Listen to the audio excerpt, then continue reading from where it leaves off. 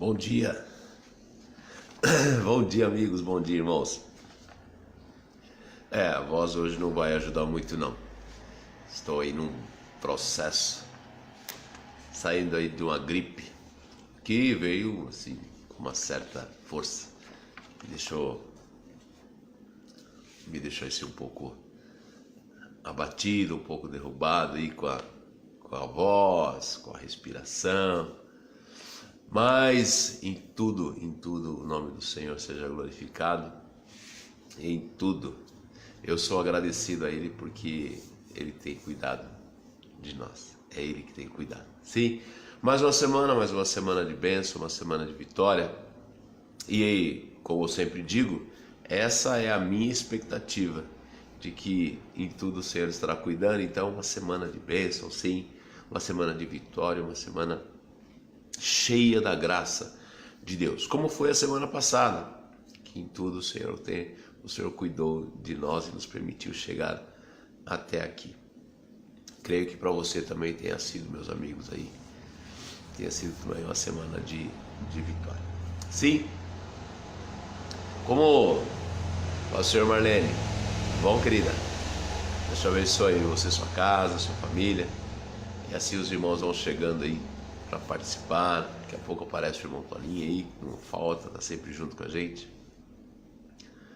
Mas semana passada eu disse para vocês que nós iríamos iniciar aí uma sequência, né, de devocionais, e nós estaríamos falando um pouco sobre os 10 mandamentos. Porque vale para o nosso dia, não vale, fica essa discussão. E para nós, vale. Para nós, Jesus, cumprindo aquilo que Ele disse lá, né, acreditando e crendo naquilo que Ele disse, que Ele não veio para acabar com a lei, mas Ele veio para cumpri-la. E aí Ele deu a forma de cumprimento através de palavras e através de mostrando através de ações que Ele cumpria com esses mandamentos. Mas é interessante, eu pelo menos acho importante e interessante nós discorrermos aí um a um e buscarmos entender o grande mandamento de Deus para o povo, o grande mandamento de Deus para nós, né? Semana passada nós falamos do primeiro mandamento, que era amar a Deus sobre todas as coisas, e hoje nós vamos falar sobre não terás outros deuses diante de mim, que parece ser algo tão de fácil entendimento, pelo menos a frase né? Não terá outros deuses diante de mim. É simples de entender, olha, não tenha nenhum Deus lá que venha substituir a Deus. Na realidade, Deus já falava a respeito da concorrência, né? Deus, né, bem, nesse aspecto, o Senhor é totalmente, Ele quer para Ele, é somente Ele, né? Ele diz, olha, não venha com essa história de que vocês poderão ter outros deuses, porque se tem um Deus aqui, esse Deus sou eu, e que você entenda isso e no seu dia a dia você pratique isso. Então Deus dá uma ordem específica, olha, não tendo outro Deus, não fica pensando que você vai poder construir. Em Êxodo 20, no verso 4, o texto todo do segundo mandamento está assim: não farás para ti nenhum ídolo, e nenhuma imagem de qualquer coisa no céu e na terra, ou nas águas, ou debaixo da terra. Vamos lá de novo. Não terás para ti nenhum ídolo, nenhuma imagem de qualquer coisa no céu, na terra ou nas águas debaixo da terra. Então, Deus já dizia também o seguinte, olha, não vai construir nada. Você não precisa construir nada. Eu sou Deus. Eu sou o teu Deus. A ordem, ela é direta. Ela é direta. Eu não sei se você compreende como isso é definitivo. né? Uma ordem definitiva que não permite que haja aí desvios. Ela é direta. Então, não construam nada que represente outro Deus. Às vezes, pessoas têm lá seus bibelôs, têm lá suas imagens e vão dizer que aquilo ali não representa ser Deus. Mas com que idolatria se prostram diante daquilo? Com que visão olham para aquilo? Em Êxodo 32:1 conta a história do povo de Israel no momento em que eles estavam no deserto e caminhando pelo deserto. Moisés subiu ao monte para receber de Deus as instruções, passou 40 dias no monte e bastou, 40 dias foi o que bastou para que esses homens, o povo de Israel, entendessem que haveria necessidade de mudar as coisas, de mudarem as coisas. Eu vou ler o texto para vocês. Êxodo 32:11. É importante que você que participa comigo dos devocionais tenha um interesse em, quando eu te passar alguma referência, algum texto de referência, você dá uma olhadinha lá, dá uma conferida e faça o seu momento de reflexão daquilo que nós dissemos e daquilo que está no texto. Sim, a sugestão minha aí para vocês, meus amigos. Êxodo 32, no versículo 1 até o versículo 7, é pequenininho.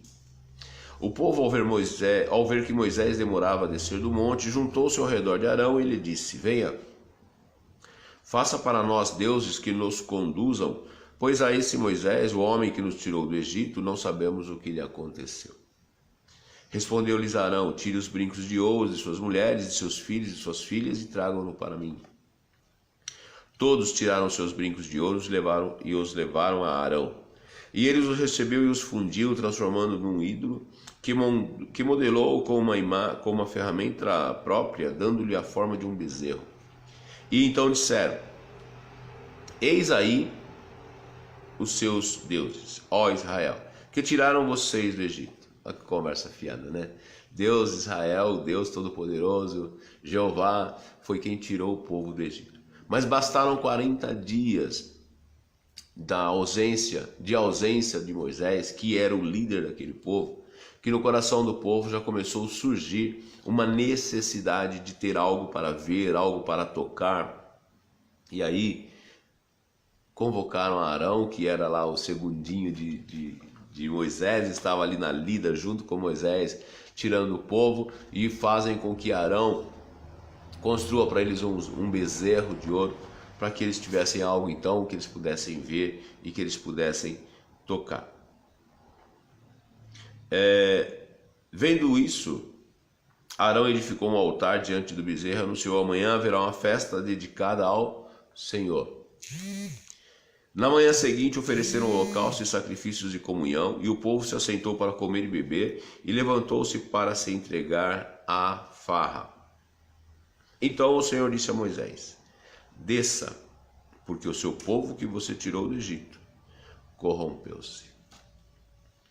Percebe que, uma vez construído o bezerro, o desejo do coração deles foi atendido, porque agora eles tinham uma imagem para adorar, agora eles tinham algo para tocar, e eles então agora se entregam a um momento de êxtase, de culto àquele Deus.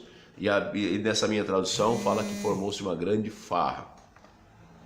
Mas daí o Senhor chama Moisés estava no monte orando, o Senhor fala a Moisés: olha, volta lá, porque o seu povo se corrompeu. Aquele povo que você tirou do Egito se corrompeu, e agora você precisa descer e colocar ordem naquilo, e trazer o povo de volta para a razão. Aí o texto diz que, nessa minha tradução, que o povo se corrompeu. Você conhece um pouquinho da história de Israel?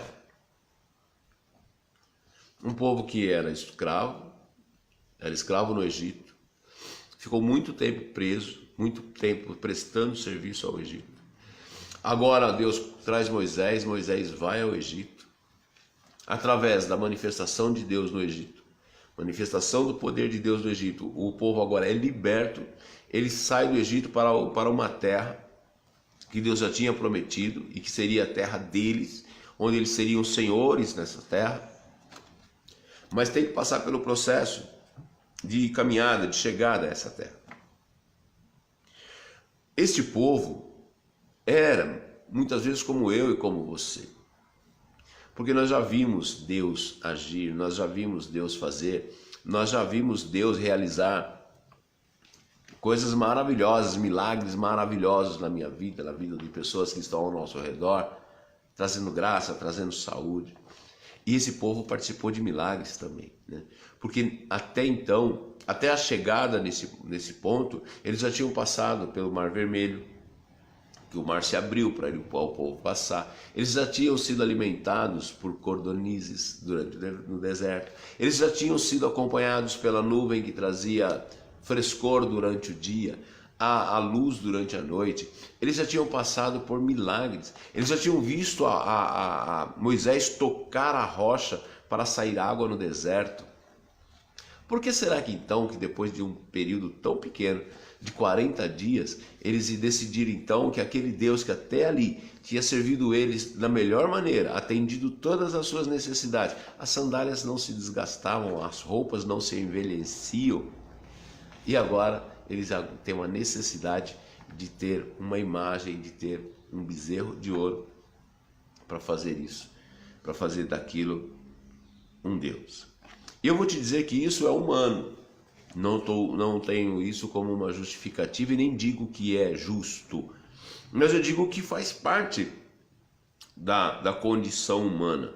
O homem tem essa característica de de precisar ter coisas para ele tocar.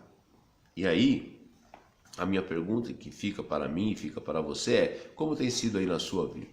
Você e a sua relação com Deus e a sua relação com as coisas.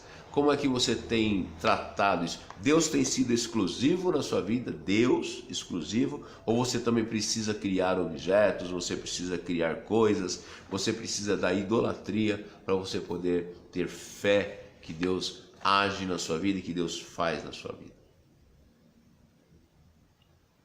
Pensando aí.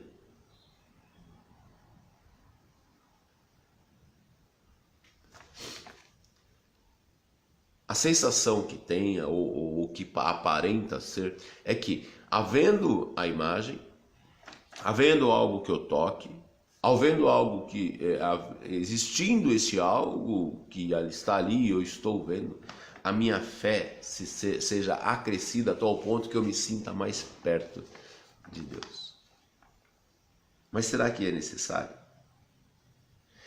Porque isso entra disfarçado em nossas vidas. Né? Ele entra meio que assim. Eu até entendo, e aí é grifo meu, que isso seja adequado, ou seja até necessário para uma grande maioria das pessoas aí. E aí começa a entrar devagarzinho, com pequenas coisas, com pequenos objetos, com pequenos ídolos. Deixa eu fazer um comentário simples. Às vezes ídolos não são só objetos. Ídolos não são só objetos. Em algumas situações nós fazemos das pessoas também ídolos para nós. As pessoas são ídolos e são intocáveis. E Deus está aqui e aquela pessoa está aqui. Às vezes nós confundimos as posições. Em vez de ser Deus em primeiro lugar, né? Por causa daquela pessoa, nós fazemos então que Deus fique em segundo plano. Ainda mais em alguns meios, nós vemos, né? Não toca lá no fulano não, porque o fulano... Tá, mas o fulano é ser humano, o fulano erra. Então fica atento para que em vez de adorar a Deus, você esteja adorando uma pessoa, que pode ser então o seu ídolo. Né? Não uma coisa inanimada, mas um ser humano. Como tem sido? Pequenas coisas.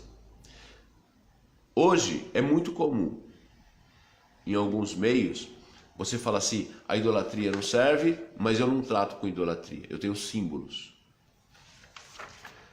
Não muda muita coisa não. Se para eu ter certeza de alguma coisa, para eu ter fé de alguma coisa, para eu estar convicto de que aquilo está acontecendo, eu preciso de símbolos, eu preciso do símbolo, então não fica muito diferente não de uma imagem que faz parte aí da crença e tomou o lugar de Deus na vida das pessoas. Então, nada de símbolos, nada de apetrechos, nada de ídolos. Deus sim, em primeiro lugar. Deus sim. O segundo mandamento: não construirás, não terás ídolos, não terá imagem de escultura, não terá.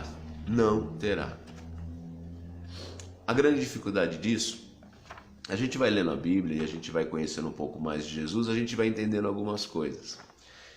E a gente percebe o quê? Que há uma necessidade de voltarmos a Jesus. Só. Entender Jesus e voltar a Jesus. Em Mateus 22, como é o primeiro mandamento dado por Jesus, lembra que nós falamos na semana passada? Qual é o primeiro? Que o homem perguntou qual é o maior mandamento, né? Aí Jesus fala assim: amar ao Senhor teu Deus com todo entendimento, com toda a sua força e com toda a sua alma. Quando eu entendo que amar a Jesus é com todo entendimento, eu não preciso de símbolos. Amar a Jesus com toda a minha força, eu não preciso de imagens. Amar a Deus, a Jesus, com toda a minha alma, eu não preciso de símbolos, não preciso de imagens, não preciso de apetrechos. Jesus basta. O problema é que a nossa natureza muitas vezes não quer aceitar isso, que basta Jesus. Às vezes a graça de Deus é a coisa mais difícil de nós entendermos. A graça que veio através de Jesus, a nós olharmos para Jesus e entender que Ele foi o sacrifício, que Ele é o holocausto, não é suficiente, às vezes, para atender a minha necessidade humana. Eu preciso pensar em criar coisas. Eu preciso criar símbolos, olhar para símbolos, mostrar através de símbolos. E quando Jesus disse que não precisa nada disso, eu sou. Eu vim e eu substituía tudo isso. Se você anda preocupado com símbolos, se você anda preocupado com apetrechos, se você anda preocupado com ídolos, é porque o sacrifício de Cristo não valeu, não foi suficiente. Ele em si é todo suficiente, é a suficiência. É o que ele ensina. Ele ensina. Que se não for assim, todo o sacrifício... Apóstolo Paulo fala que se não for assim, todo o sacrifício de Cristo foi em vão. Então, entender que aqui Jesus, através da graça, a graça através de Jesus, ela é plena, ela é completa, ela é totalitária, ela é abundante, ela é total. Às vezes a nossa mente não consegue entender. E aí nós mostramos com as nossas atitudes e com o nosso culto que só a graça não basta.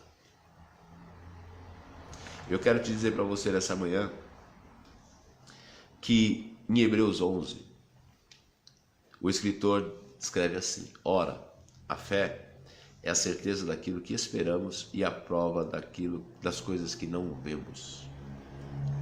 A fé é a certeza daquilo que esperamos e a prova das coisas que não vemos. Então, se você crê que Jesus é o Salvador, que Jesus é o Libertador, que Jesus é o caminho, que Jesus é a verdade e que Ele é a vida, Ele é a vida. Tenha essa fé e através dessa fé, com essa fé, não precisa de imagens, nem de símbolos e nem de apetrechos. Porque a fé nele mostra que eu não preciso ver. Eu creio que ele é. Eu não preciso ver nada através de símbolos, apetrechos e imagens. Mas a minha fé me leva, mesmo não vendo a Jesus em forma de matéria, eu sei que ele é. Eu sei que ele é suficiente. E aí a gente caminha. No próprio livro de Hebreus, escrito aos Hebreus, no verso 6, ele diz assim: ora, sem a fé é impossível agradar a Deus, pois quem dele se aproxima precisa crer que ele existe e que recompensa aqueles que o buscam. É dessa forma. É buscando a Deus, é esperando a recompensa de Deus na fé que ele existe. Sem ver, na fé que ele existe. Então, meus amigos, um breve comentário a respeito do segundo mandamento. Quero te dizer de forma definitiva que a graça nos basta. Jesus nos basta. Creia em Jesus. Creia em Jesus. Deposite a sua fé em Jesus, porque é Ele que é suficiente para atender todas as nossas necessidades. Sim, encerramos o segundo mandamento. Que Deus possa falar mais forte ao seu coração, com mais clareza, com mais intensidade. E aí você entendendo isso, você tem uma vida completa aí, uma vida plena com Deus, né? Sem necessidade de penduricalhos aí na sua fé, mas uma fé limpa, uma fé que seja realmente baseada no princípio de que não precisamos ver, mas cremos que Jesus é suficiente e Ele nos basta. Sim?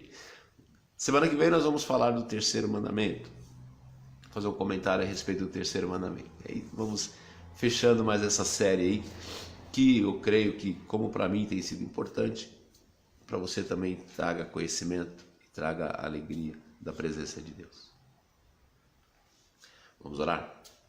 Senhor Deus e Pai, nós te agradecemos porque aqui chegamos e aqui, Senhor, completamos mais um ciclo daquilo que é a Tua vontade para nossas vidas. Então, ó Pai, neste dia, com essa palavra, que eu possa crescer, que eu possa, Senhor, inicia em mim, começa comigo, essa transformação, Senhor, e o acréscimo da fé, na expectativa, Senhor, de que crendo em Ti, não preciso ver, não preciso tocar, não precisa estar exposto, Senhor, ali, através de algo, através de artefatos, apetrechos, símbolos, ídolos, mas eu creio, Senhor, na Tua presença, eu creio no Teu poder, eu creio na graça redentora que veio através do Seu Filho Jesus. Então, Senhor, coloque em nós, acrescente em nós essa certeza, acrescente em nós a fé, para que possamos viver uma vida pura, uma vida limpa, vivendo aquilo que Jesus nos tem ensinado. Senhor, dá-nos uma semana de paz, uma semana de vitória, uma semana na Tua presença. Cobre, Senhor, com o Teu sangue, livrando-nos, ó Pai, de todo mal, nos escondendo do ataque do inimigo. Mas, Deus bendito, seja conosco, seja conosco. Cuida dos nossos familiares, cuida dos nossos amigos, cuida, Senhor, daqueles que estão ao nosso entorno, nossos vizinhos, e nos dá, Senhor, a alegria da Tua presença. Recebe, Senhor, a nossa oração nesta manhã, em nome do Senhor Jesus. Amém e graças a Deus. Quarta-feira, culto na igreja em São Mateus, Rua Desembargador Silva Pereira 183, pastor Paulo Roberto estará lá, trazendo uma palavra de bênção, uma palavra de vitória. Nesse sábado, nós vamos ter uma reunião com os jovens da igreja. O pastor Paulo vai estar dirigindo, junto com o Rafael, que é o líder dos jovens, lá num assunto bastante importante. Provavelmente eu não estarei lá. Farei todo o esforço para estar, mas permitindo o Senhor. Mas eles vão falar sobre solidão, então eu creio que você poderia fazer o esforço, estar lá e ouvir um pouco a respeito de solidão, que é um assunto extremamente importante nos dias de hoje, dadas as grandes dificuldades que as pessoas têm emocionais, né? Então, solidão é um assunto importante.